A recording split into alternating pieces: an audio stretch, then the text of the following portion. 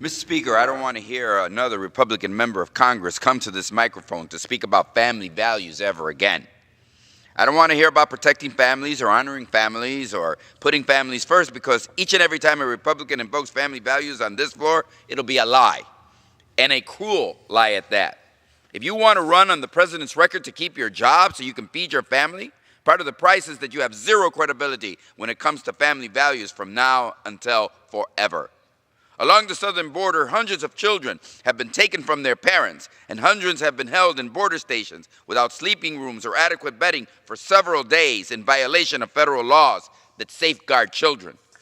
We are told that the number of children in the care of the agency we put in charge is now above 11,000 children. But we don't know for sure because the government, our government, your government, is not telling us what is really going on. And an oversight hearing with the Secretary of Homeland Security scheduled for today was canceled at the Judiciary Committee. Hundreds of children in the care of Border Patrol, most of them under the age of 12, and 11,000 total in the system. The White House thinks Latinos are not really human beings, so we can treat them however we want. And it doesn't matter after all. It's not like they're coming from Norway. The President and the Attorney General say they are illegals, which is also a lie, and they know it. People fleeing violence and systematic rape and murder can come to the U.S., can ask for political asylum, and it's 100% legal under the laws of the United States. Every one of us knows that taking a child from a mother is morally wrong, except in the most extreme cases.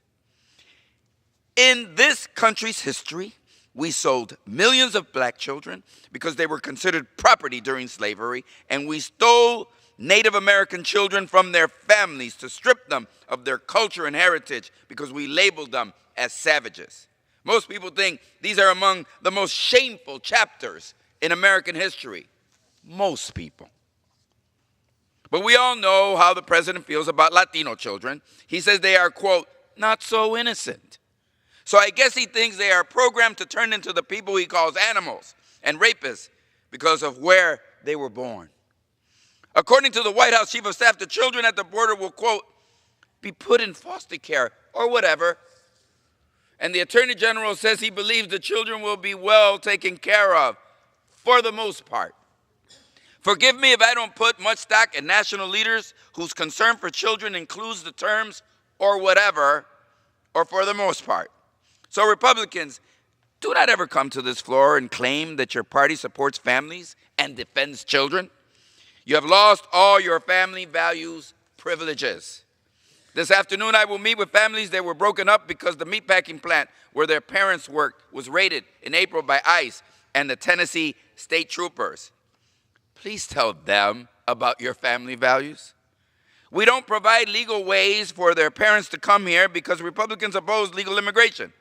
But employers need the workers, and those parents are under constant threat of arrest, deportation, and never seeing their children again. The owners of the plant that employed the workers, as far as we know, nothing's happened to them, and they're probably going to enjoy dinner with their families again tonight. Last week in Chicago and this morning in Ohio, a few hundred more working people were rounded up, and their children, most of whom are U.S. citizens, are left without their parents. In Pennsylvania, it was restaurant workers. In Iowa, it was concrete plant workers. Tearing apart Latino families is an election year strategy for this White House designed to energize Republican voters for primaries and midterms this year to re-elect Republican members of the House and the Senate. And let's not forget that while almost 5,000 Puerto Ricans were dying, yes, dying, and are still dying today, your president was giving himself an A+ and saying there had been no real catastrophe. All the while, families were telling us of the loved ones they were losing because they didn't have electricity or medicine or a hospital. So, to my Republican colleagues, some of whom I love dearly, please don't you ever come to the well of this House and tell the country that you support family values. Don't you dare. Your time talking about family values is over. Members are reminded to refrain from engaging in personalities towards the president. The chair at this time would recognize a gentlewoman from Florida.